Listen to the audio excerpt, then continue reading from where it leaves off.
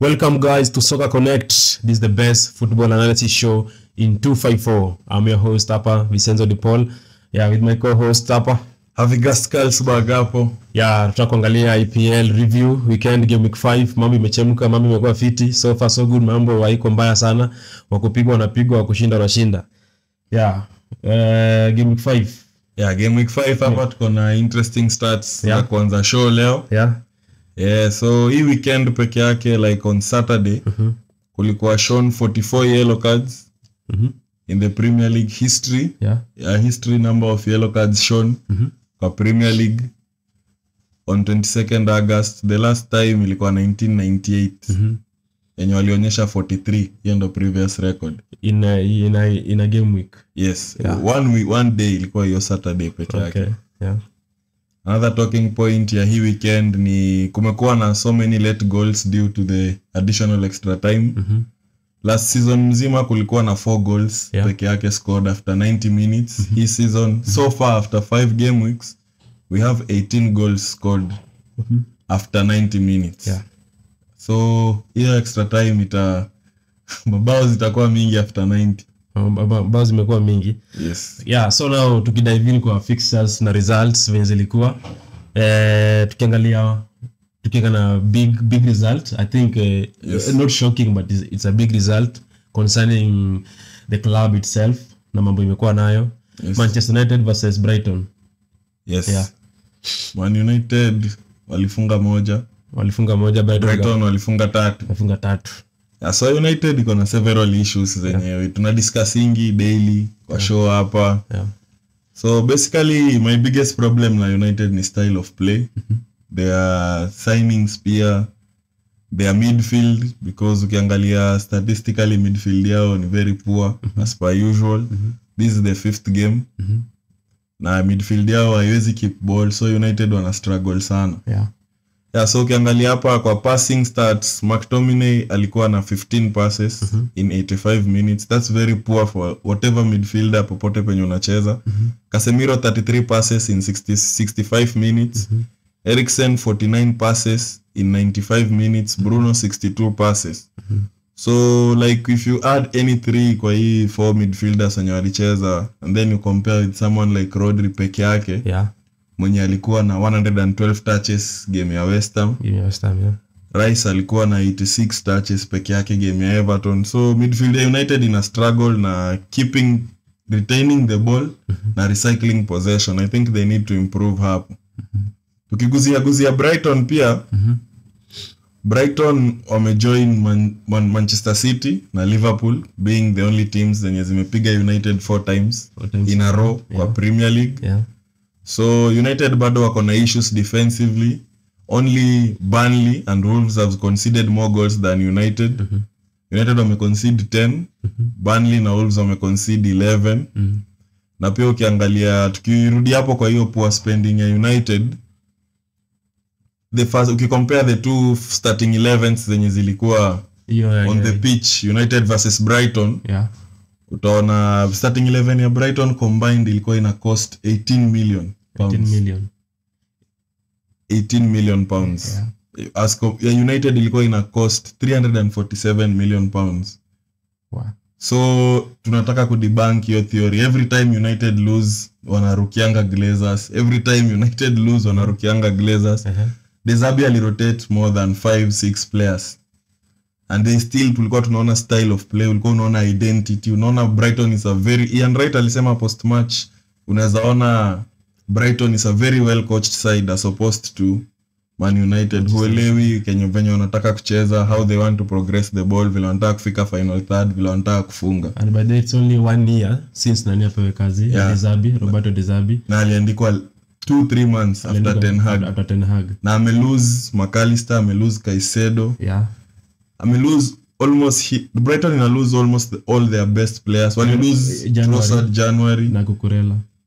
So if you look at this, United, it's still early of course into the season, ni mapema, but United don't need to fix up their differences, their issues. Exactly. Do you think the return of the introduction of Amrabat maybe anaweza change anything? I've not yet watched Amrabat since World Cup, so I'm not sure if kama ataleta any changes unless we wait and see. And then another maybe swali ni Rashford na selfishness.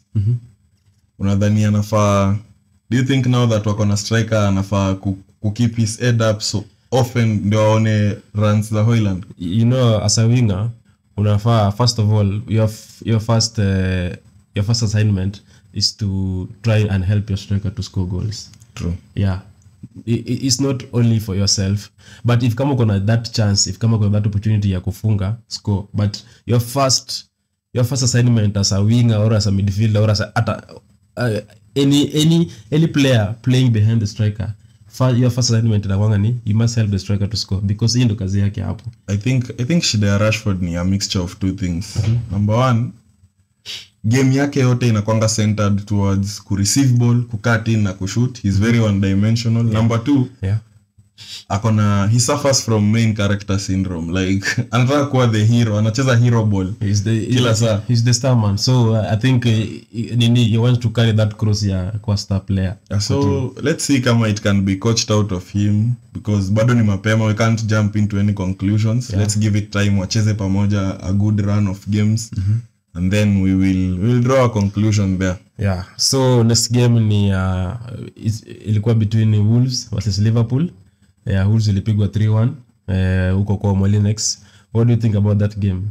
Ilikuwa a good game, but a kawaida small team big team game, because I think first half Matthias Kuna anacheza poa, but he's finishing again kama game ya United. Alimiss sita from 2 yards. True. Alikuwa caught between ku head ball na kufunga na mguu, so alifluff your chance. Wolves should have been 2 ama 3 up by half time. But they walikuwa mbele before Liverpool made the comeback. Yes, so it was obvious. Hata tuliambiana na some of my friends when tulikuwa tuna watch now, because wamepea Liverpool chance, na ukipea top managers like akina Klopp, Pep, chance ya kuenda half time, rearrange things, kufanya everything. When they come back, they always have a chance, because second half ilikuwa one way traffic. Klopp ali make changes immediately. And we have also to big up Liverpool's second string defense. Ya Matip, Gomez na Kwanza, because they tried. Because a better team will expose them. But they tried to steady the ship. And Pedro Neto pia alicheza vizuri. And so far this season, after 5 games, Liverpool are the comeback kings. They have 13 points. 9 out of 13 points they are 9 out of their 13 points so far from losing positions. Firepower ya Liverpool bado ina prove iko sawa. And then kwa Liverpool bado, before tuingie kwa Wolves kiasi, Mo Salah amejoin Thierry Henry kwa reaching 200 direct goal involvements kwa Premier League. 201 goal involvements, 139 goals, 62 assists. Thierry Henry peke yake ndio alikuwa amehit 200 mark, which alihit na lesser games. 206 games. Salah ametumia 223 games, but it's still a huge achievement. As well, Salah bado is the African player in the Premier League with the most assists. Alipata 3 assists hiyo game ya Wolves. So ame-eclipse Riyad Mahrez mwenye akona 61. Salah akona 63 sai. So I think he end of the all-time African player of Premier League best. Currently. Yes. Now at least Liverpool, is there any signs ya Liverpool now? Okay, tunajua tumeweka kwa contender, but do you think they can challenge City or Arsenal for the league? The biggest issue ya Liverpool ni wanakuwa overrun midfield. Their defense pia ni shaky sana, wana concede chances. Better teams will punish them.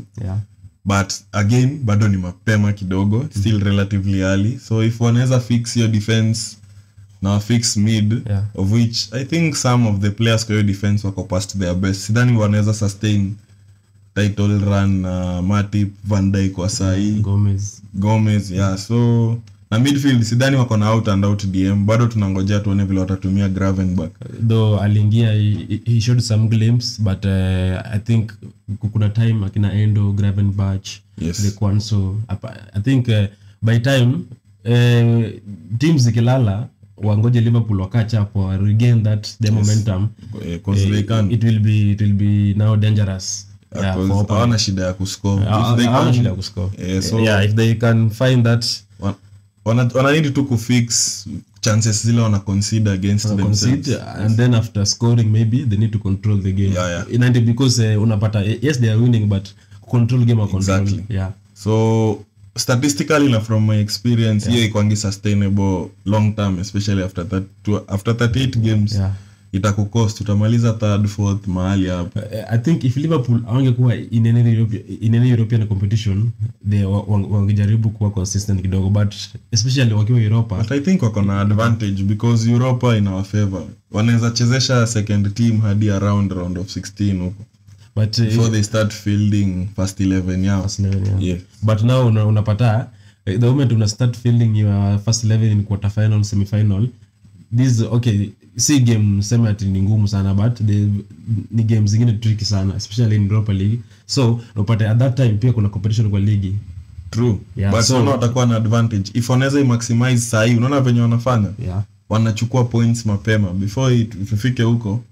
Because you can only handle what's in front of you. Now wame handle very well so far. And wako unbeaten bado. Yes. So wako sawa so far. Hiyo ingine let's cross the bridge when we get there. Aston Villa 3, Crystal Palace 1.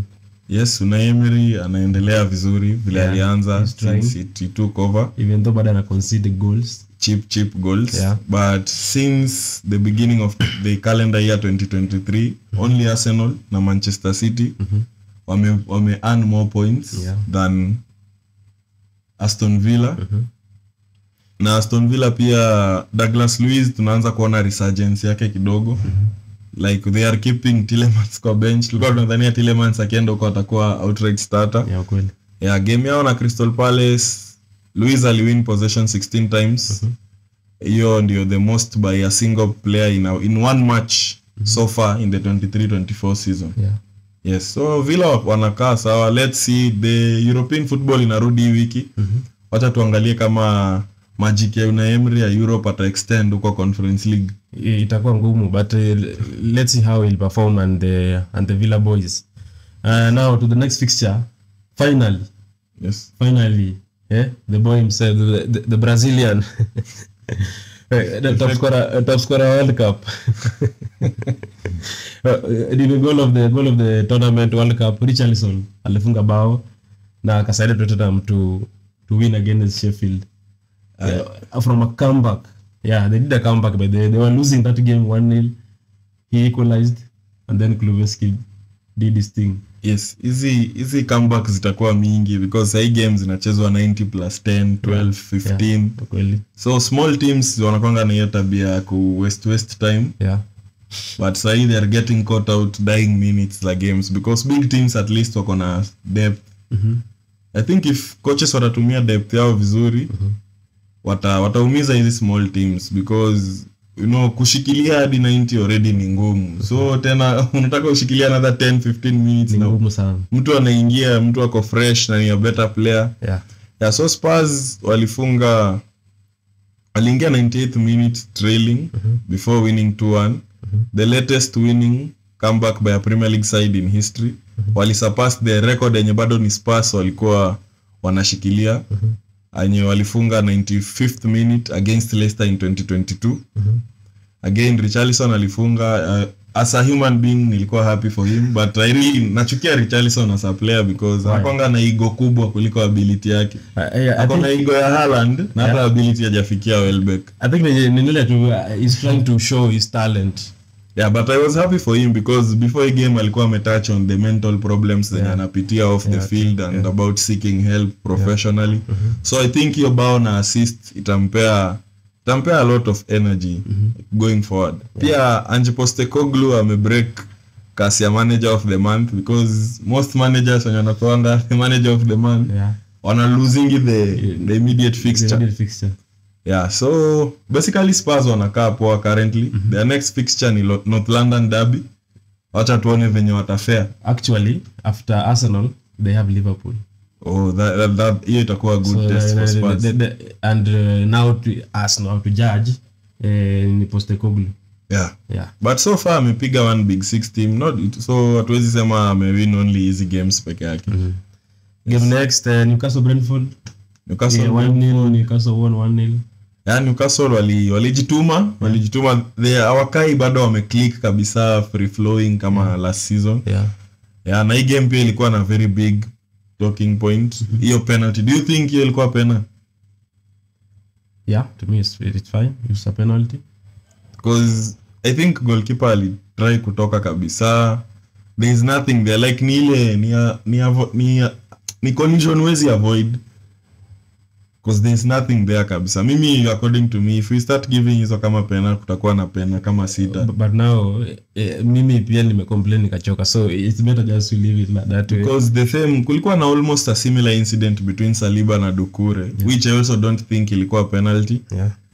But hiyo wali make the right call. So issue ni consistency, because after game Sean Dyche alikuwa na complain. Because how is one given? Because sasa unaona inaumiza watu wengine, inaumiza the other team. So but Newcastle pia ni penalty kings, sama tuwaite penalty merchants.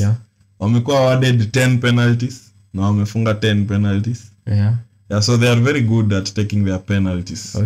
Yes. Now West Ham Man City, Moyes Ball walijaribu, they did me proud kidogo. They put up a fight, but again, small team, big team, same story. If you don't take your chances, big team wako na better quality players, you'll be vanished. So wata take their chances na watakuwa tu. I think West Ham they really played their game. Walijaribu ku play Man City na jaribu kwa frustrate, na tactically Moyes alijaribu. I think first half walikuwa na game, they won the first half, walikuwa mbele 1-0. But now even you do lisema, if you give someone like Klopp, Pep, that chance hiyo ya kuthink again, akijua kuna another 45 minutes ya chance ya kushinda hiyo game, you will now, because when second half inaanza hivi West Ham iliguza ball mpaka Man City kafunga straight from kick off goal 1-1, kaenda another kick off. Na unajua any goal inafungangwa early or late, true, momentum ina distract him. So you might concede another goal very quickly. And then there is something yenye ina go under the radar at Man City currently. Man City wanacheza na 2 strikers na wana blossom sana. Haaland na Alvarez wakicheza pamoja. Wana complement each other because wako na very different strengths. Na ni completely mchana na usiku. So wamekuwa married together. So sahi but if you watch City very well, Pep is playing Alvarez as a 10. But he's second striker, ile glorified second striker. Alvarez is playing like a Gundogan and a De Bruyne.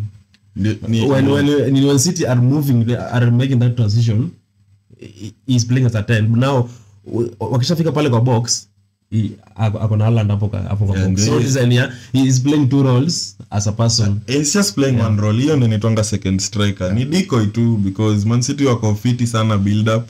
I think wanaweza handle build up hata necessarily bila kuminvolve too much. So Man City wamefunga between Alvarez na Haaland, wamescore between Alvarez na Haaland, wamescore or assist 11 out of the 14 goals Man City imefunga so far this season. 11 out of the 14 goals Man City imefunga so far. Alvarez na Haaland wako involved. Only goals. So wameanza kukaa kama the prime Premier League partnerships zenye tumeona kitambo, kama Negredo na Aguero kama unaweza kumbuka, Zeko na Aguero, akina Defoe na Crouch. So Man City, that's another tactical thing Pep anafanya sahi. And before tusonge from Man City, different style of a winger wamekuwa introduced at City. Jeremy Doku, the new signing. Alikuwa na debut goal. He's a speed monster. Alikuwa na his first Premier League goal. So ameprove pia is versatile, because the last game alicheza right wing. Last time alikuwa deployed kwa Grealish. I think that the same position alicheza right wing, even against West Ham. No, but I think hiyo game ya last he didn't hakuwa that effective.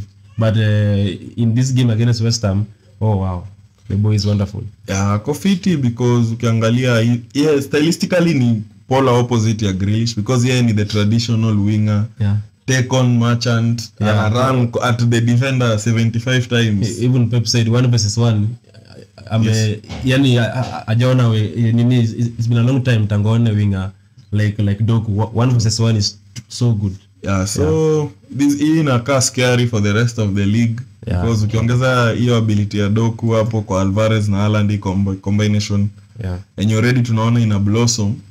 It's looking dangerous, it's not looking good. And then KDB yet to come back. So Man City wana cook, still early days, but City wameanza kukaa City mapema. So now those are Saturday fixtures. Now to the Sunday fixtures. I'll start with Everton versus Arsenal. Arsenal won the game 1-0 at Goodison Park, at least since, I don't know, when 2015. Yes, since the last time Wenger alikuwa. Wenger alikuwa. So kumaanisha Goodison Park ijakuwa hunting ground mzuri for Arsenal. Yes, Everton imekuwa Arsenal's bogey side. Every time Arsenal inaenda huko it gets beaten. Na ni beaten hands down, like si ile ati unaweza sema kulikuwa hakuna hata controversy, hakuna everything. Usafi bado imepigwa. Ni one of those stadiums. Ni one of those stadiums zenye Arsenal fans wamekuwa kidread sana. Like unaiangalianga kwa fixture pamoja na game ya Man U because unajua watishindangi huko. Unachoka. So if kama kuna title, I think even Everton by the way waliribia la season Arsenal the title race. Jua and walianza hata hiyo mambo yake. Wali take 3 points from Arsenal. But kulikuwa na small talking points hapo, like the offside goal ya Martinelli. I am not sure ingefaa kuwa rolled out because that was not a deliberate ball being played to Nketiah according to the rules in the book. But again, English refs wana applying rule venye wanajisikia, venye wanataka na venye wameamka hiyo siku ndio wata apply hiyo rule. Shauri yenu venye mtafikiria, hivyo ndio ni kama hivyo ni kama wanafikiria. Make decision ni kulingana na akili yake. Another thing ni this is the third defeat for Everton and wame lose 1-0. So the fans booed after the game. So Sean Dyche ameanza kuwa under pressure. And then Ashley Young bado is still playing at 38 and is looking fitter than many other players kwa league. Same to James Milner forever. Yes. Or Brighton. You could so fit. Kwa hiyo category. Because you could look at, hata ungeona difference ya Milner na Casemiro Saturday. Na Milner ni mzee. Casemiro ndio wako 30-31. But you can see the difference in intensity. Na kila kitu. Actually United walikuwa wameanza kushtua but when Milner aliingia hiyo game ilikuwa locked. Aka control kabisa. So another thing ni hii game ilisha 1-0. Arsenal walifunga another corner. The team which has scored most goals from corners since last season, 16 goals. Hizo ni mingi sana. So I think Arsenal are becoming very crafty with their corners because last game ya Man United walifunga corner by out of 12 corners, waliinua 8 corners at the back post until whatever they had worked on rise akafunga. Game ya Everton, Arsenal pia walipiga short corner almost kila saa and then one of the short corners ikawak. So Arteta alikata ku explain kwa press conference the routines that he uses on corners. But clearly it's something yenye Arsenal is working on. And then one last thing hapo ni Raya alimake debut of Ramsdale, imekuwa big talking point. I don't think that's a big talking point. Unadhania like Arteta alisema he wants to rotate every player. So do you think hiyo ni media talk ama he means it? Ama namba ya Ramsdale imeenda kabisa? Hapana, hajaenda kabisa. I think he just wanted to give a warning to Ramsdale. That's all. So Ramsdale afai kwa that comfortable. He needs to pull up his socks. Alikuwa ameanza ku get comfortable sana. That's all. I think amanishi kitu yote, it doesn't easy sign ya kitu yote, but it's still early. But I think this was any warning to Ramsdale, not for the team. Something that should make Ramsdale very worried. Ni the composure yenye Raya ako nayo, especially in corners na set pieces kwa claiming crosses. Last few games nimeona Ramsdale spill a few balls hapo na ku create. I think kitu kama hiyo itakuja help in these big games in Champions League and Premier League. Penye itafika design. Unakumbuka even last season there's so many things happen. Set Arsenal ilikuwa mbaya but tunapata inafika place player like Ramsdale na need your calming presence, anaongezea pressure. Anaongezea pressure. So I think mtu kama Raya maybe akona that quality ya kuleta kwa in different games. Si lazima aanze game kubwa ama game ndogo, but in some games kuna quality raya ataleta kwa team. Plus I think ku replace Rice for Partey na Raya for Ramsdale ina reduce the amount of, because Partey pia anakuanga na small weakness ya ku lose ball unnecessarily sometimes, so inaletanga shida. So Rice pass completion yake ni better kabisa, because anajua when to go forward, when to go sideways, when to stay with it. So I think inapea Arsenal marginal improvement, because hata as of now sahi wako better than last season by 1 point. Okay. So Everton pia iko na looming takeover. Wanafaa do you think your new ownership itakuwa new dawn for Everton ama watakuwa tu same old story? Mushiri is going. Yes, Mushiri kama amechujwa. Mushiri ameamua kujitoa. Yes. I think it might help, but not for, but see immediately. Yeah, so because I don't think, even if they come with a lot of money to spend, ni Everton, na maybe they come with a new plans, new coach, Wasaka, Shondike, itawa blah blah. Everton wamekuwa shida mingi, the injury players, transfer window, many players wameenda, wakasign players when you see that caliber ya kusaidia that could remain. I actually even predict Everton, if they're not careful, wataenda relegation. True. Wameanza kwa relegation candidate. Yeah. So to our last game of the weekend, last but not least, Bournemouth versus Chelsea. Ilikuwa very boring game for 0-0. But what do you think should Chelsea nini? Finishing. Wana play so well kufika final third, but wakifika hapo like literally they can't put the ball in the back of the net to save their lives. So finishing is so shida ni attacking yao. Yes, like final third, everyone the final third, hakuna mtu anafunga. So then Brighton prepare Evan Ferguson anakujiwa. Chelsea hawana striker because kuna stats to back hii hapa. Besides Everton, like Chelsea wame underperform the XG so far. Team 2 imekuwa worse than Chelsea kwa underperforming XG ni Everton peke yake. In the whole Premier League this season. In the whole Premier League. So ukiwa wa company ya Everton kwa finishing, it's very dangerous. It's not very good company. Na hizi issues zilianza from last season because excluding on goals, Chelsea players have scored 39 goals from non-penalty shots in the Premier League since the start of last season. 18 fewer than their expected total, 57. So Chelsea wako na issues sana na finishing.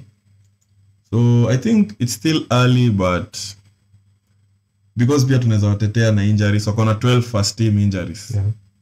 But so acha tuone venye ligi itaendelea. Tuone kama wata get better, like people kama Nkunku akirudi, but it might be late because the table is starting to take shape sasa. True. Yes. So gonna Fulham won against Luton 1-0. Yes. Vinicius scored. So I think ilikuwa set for the game. Yes. So I don't think kulikuwa na that big thing ya kudiscuss hapo. Yes. Leo siku kuna game ya Nottingham Forest na Burnley. What should take a chap?